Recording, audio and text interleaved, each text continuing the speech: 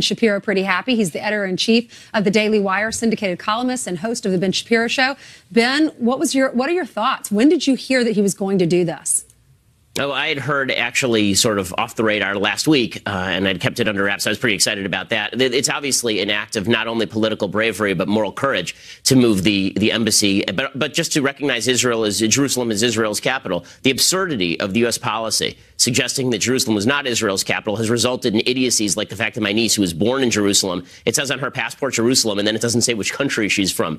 Jerusalem is only important to the world because of Judaism. It's important to Christianity because it was first important to Judaism. It's important to Islam because it was first important to Judaism. Jerusalem is mentioned hundreds of times in the Jewish text. Jerusalem is in the Israeli national anthem. The culmination of Jewish history really was in 1967 with the recapture and the unification of Jerusalem under Judaic rule. The freedom of Jerusalem was only assured, by the way, because of that Jewish rule. What President Trump is doing is not just a recognition of reality. It's also an act of political usefulness, because all of the negotiations that have been happening for the last 20 years, for most of my lifetime, all of those negotiations have been preconditioned on stupidity, that Israel is going to give up its eternal capital, which is insane. I mean, in order to understand how dumb that is, you have to think that for Israel, Jerusalem is about 1,000 times more important than Washington, D.C. is to the United States. I mean, the founders put Washington, D.C. on a swamp because they just wanted it to be not part of any state. The reason that Jerusalem is where it is because the Bible says it is where it is. There's a religious adherence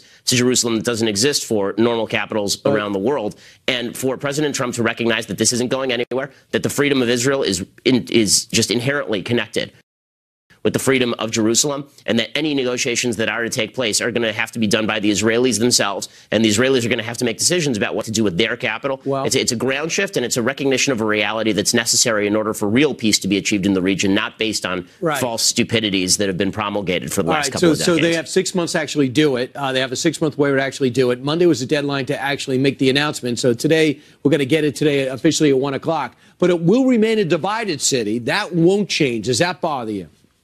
Well, I mean, it will remain a divided city because the fact is that the authorities have basically allowed terrorism to spread among the Palestinians, and East Jerusalem has largely been occupied by the same people it's been occupied for the last 7 decades, namely Muslims who live there. That part of the city is very dangerous. It's been very dangerous ever since I can remember, long before I was born.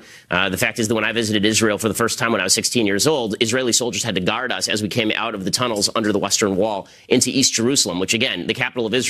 If you are a Jew and you walk into East Jerusalem, your life is in danger. If you're an Arab and you walk into West Jerusalem, there's no problem at all, which signifies exactly why Jerusalem should be under Jewish control and not under Muslim control. Well, when it has been under control in Muslim areas, it has turned into terrorist havens, to your point. But Ben, we want to get your thoughts on another topic. The Supreme Court heard opening arguments yesterday about a case involving a man who bakes cakes in Colorado and who did not want to, or made it based on his religious beliefs, make a cake for a same-sex couple. It went all the way to the Supreme Court, a wedding cake for the same-sex couple. My apologies.